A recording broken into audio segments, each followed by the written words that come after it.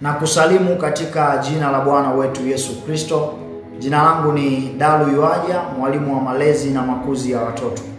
Ninakukaribisha tena siku ya leo, siku ambayo Mungu ametupa kibali cha kujifunza pamoja katika channel yetu ya YouTube Africa Children Care ACC, lakini pia wewe unayetufuatilia kupitia page yetu ya Facebook Africa Children Care ACC, na wale wote ambao wanatufuatilia kwenye magrupu yetu ya WhatsApp kupitia Africa Children Care ACC. Kama ni mara yako ya kwanza, basi ninakukaribisha rasmi ili uweze kujifunza kuhusiana na malezi na makuzi ya watoto. Kwa kweli binafsi ninamshukuru Mungu sana kwa sababu siku ya Jumanne tulikuwa na wakati mzuri wa kujifunza hapa, na nimepokea jumbe nyingi na shuhuda nyingi, watu wamezipokea na watu wameendelea kufunguliwa. Mungu ameendelea kutenda mambo makubwa kwenye familia zao. Lakini pia siku ya leo ninakukaribisha ili tuendelee kujifunza kwa habari ya nguvu ya ibada ya familia.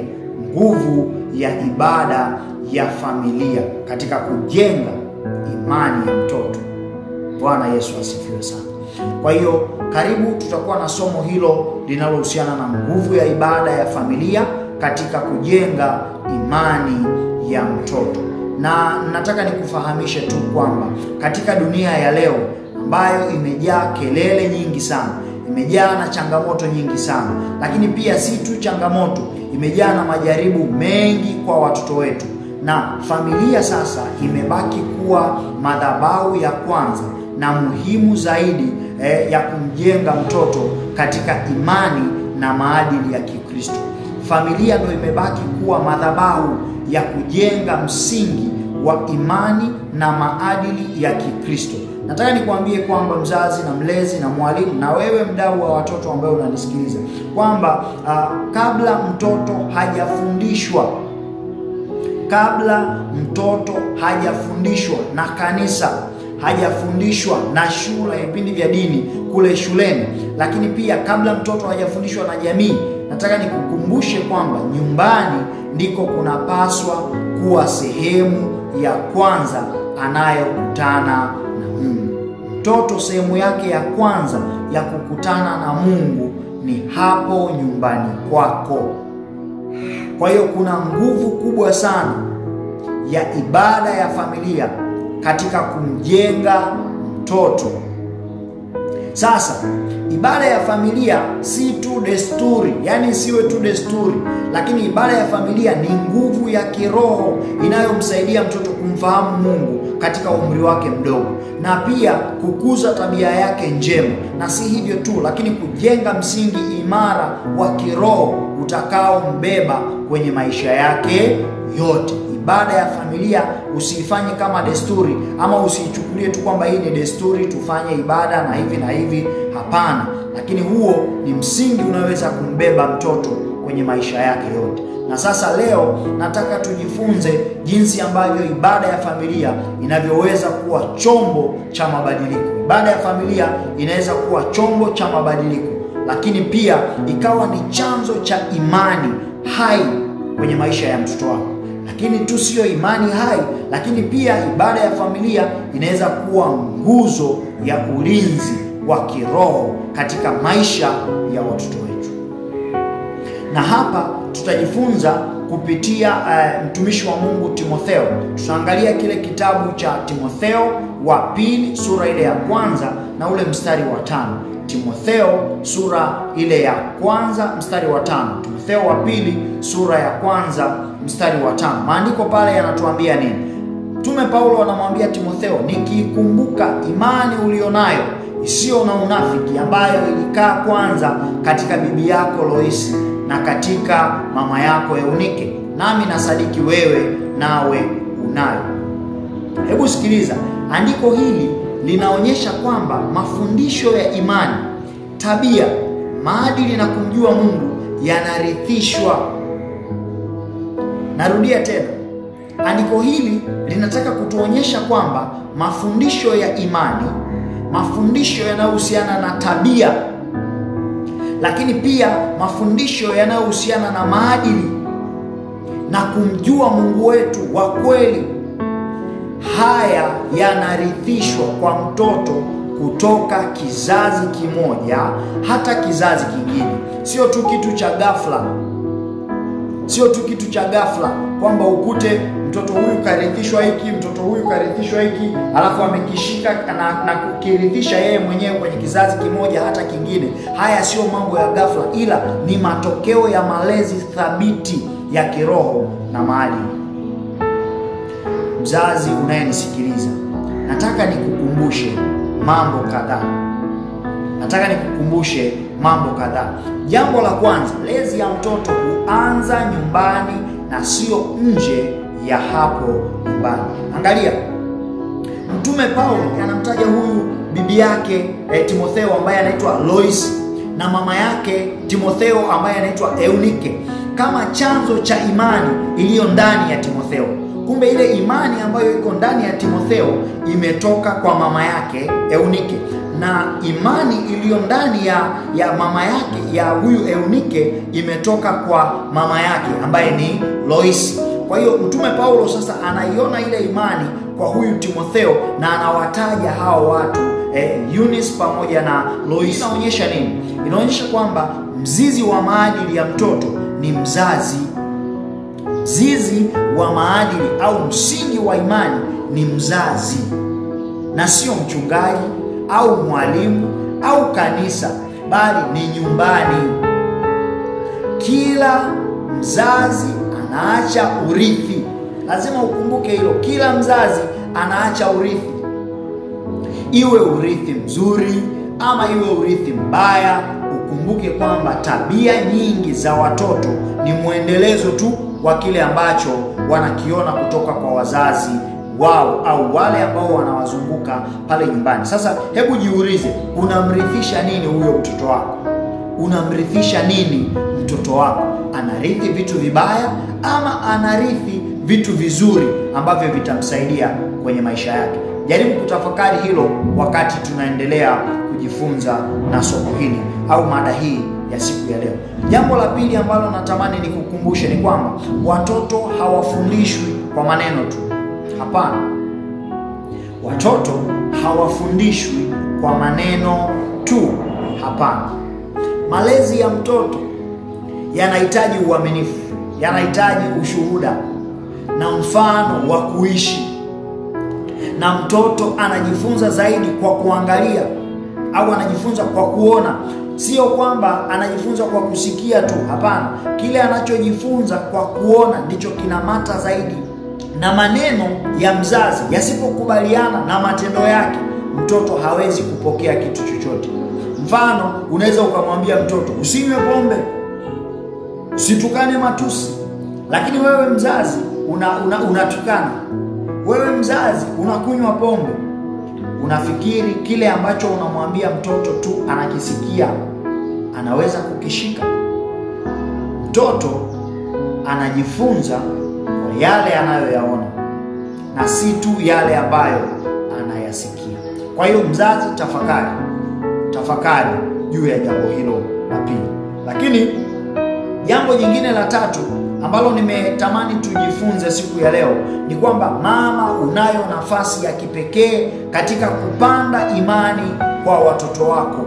Mama, unayo nafasi ya kipekee katika kupanda imani kwa watoto wako. Nataka nikukumbushe kwamba katika andiko hili ambalo tumelisoma, Mtume Paulo hamtaji baba wa Timotheo, lakini anasisitiza mchango wa wanawake hawa wawili ambaye ni Lois pamoja na Eunice. Hii inaonyesha kwamba nguvu ya mama katika malezi ni kubwa. Nguvu ya mama katika malezi au nguvu ya mama au nguvu ya wanawake katika malezi ni kubwa sana sana sana sana. Sio kwamba baba uwepo wake hautambuliki, hapana. Wajibu wa baba hauondoki, na baba anabaki tu na jukumu lile lile la kuongoza na kulinda na kuimarisha yale anayojifunza mtoto kwenye maisha yake kila siku. Kwa hiyo Mtume Paulo tu ameonyesha nguvu kubwa ya mama katika kuwekeza kwa mtoto, lakini wajibu wa baba bado uko pale pale. Na mimi binafsi kwa kweli ninamshukuru sana mama yangu mzazi, Mama Priska, alivyowekeza imani ya kweli kwenye maisha yangu. Mpaka sasa namtumikia Mungu kwa nguvu zote, namtumikia Mungu kulingana na ile imani ambayo mama yangu aliiwekeza tangu nikiwa mdogo. Ninamshukuru sana kwa kweli huyu mama. Na kama tunataka kizazi chenye imani ya kweli kama ya huyu mtumishi wa Mungu Timotheo, basi lazima tuwe na ibada ya familia kila siku nyumbani mwetu. Lakini pia nataka nikukumbushe wewe mzazi, wewe mlezi, mdau wa watoto, ukumbuke jambo hili kwamba imani ya mtoto haijengwi tu kanisani. Imani ya mtoto haijengwi tu kanisani. Hapana, inajengwa kuanzia nyumbani. Tunazo shuhuda nyingi sana, watu waliokoka kwenye ibada za familia na leo ni watumishi wa Mungu. Watu walifunguliwa kwenye ibada za familia, watu waliponywa kwenye ibada za familia, watu walifunguliwa kwenye vifungo mbalimbali kwenye ibada za familia. Kwa hiyo kuna nguvu kubwa sana kwenye ibada za familia, na mimi nasisitiza tuendelee kufanya ibada za familia majumbani mwetu, na Mungu atusaidie katika hilo, katika jina la Yesu. Wito wangu kwako siku ya leo, kutokana na andiko hili tulilolisoma kwenye kitabu cha Timotheo wa pili sura ile ya 1 mstari wa 5. Ndugu zangu, wazazi, walezi, walimu na watu wote wenye kuguswa na mustakabali wa watoto wetu, andiko hili linatukumbusha jambo moja kubwa, kwamba urithi mkuu tunaoweza kuwapa watoto wetu sio mali, sio elimu za dunia, wala sio majina makubwa, bali tunaweza kuwarithisha imani ya kweli na msingi wa kumjua Mungu wa kweli. Kitu pekee tunachoweza kuwarithisha watoto wetu, nataka kurudia tena, sio mali, sio elimu ya dunia hii, wala sio majina makubwa, bali tunaweza kuwarithisha imani ya kweli na msingi wa kumjua Mungu aliye wa kweli. Kama huyu Loisi ambaye tumemsoma pamoja na Eunike. Loisi alijenga msingi wa imani kwa mtoto wake Eunike, lakini pia huyu Eunike naye alijenga msingi wa imani kwa mtoto wake Timotheo. Na sisi, huu ni wito wetu siku ya leo, tuimarishe ibada za familia nyumbani mwetu. Mungu anatuita kama Loisi na Eunike tuwe wazazi na walezi tunaosababisha kizazi kipya cha kina Timotheo wasimame. Tusikubali wazazi watoto wetu wakue bila msingi wa Mungu ndani yao. Tusikubali. Na mimi nataka niseme hivi, ikiwa hujaokoka, wewe mzazi au mlezi unayenisikiliza, ikiwa hujaokoka, naomba ufuatishe sala hii fupi, na Mungu ataingia ndani yako na atayabadilisha maisha yako. Mungu atayabadilisha maisha yako. Sema, Bwana Yesu, ninakuja mbele zako. Mimi ni mwenye dhambi. Kuanzia sasa ninatubu dhambi zangu. Naomba unisamehe. Ulifute jina langu kwenye kitabu cha hukumu na uliandike jina langu kwenye kitabu cha uzima.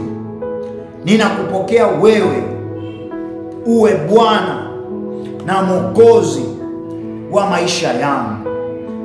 Bwana Yesu, ninaomba unipokee katika jina la Mungu Baba, katika jina la Mungu Mwana, Mungu Roho Mtakatifu. Amen. Wewe mzazi ambaye ulikuwa umeacha kufanya ibada za familia, umeacha kufanya ibada pale nyumbani, hebu muombe Mungu akusamehe na urudishe sasa kufanya ibada za nyumbani. Anza kufanya ibada za nyumbani na Mungu atatenda mambo makubwa. Mungu ataleta badiliko kwenye maisha yako. Mungu ataleta badiliko kwenye familia yako. Sasa acha nikuombee wewe ambaye ulikuwa umeacha kufanya ibada, na wewe ambaye umeamua kumpokea huyu Yesu kuwa Bwana na Mwokozi wa maisha yako sasa, na Mungu atatenda katika jina la Yesu. Baba, katika jina la Yesu Kristo, ninakushukuru Mungu mwenye nguvu. Ninakushukuru Mungu mwenye uweza. Wewe ni Mungu kimbilio letu. Wewe ni Mungu uliye msaada wetu.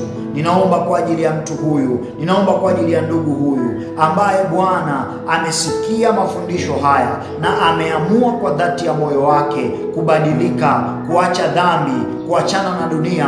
Ameamua kwa moyo wake wote na amekukiri kwa kinywa chake ya kwamba Bwana, wewe ni mwokozi wa maisha yake.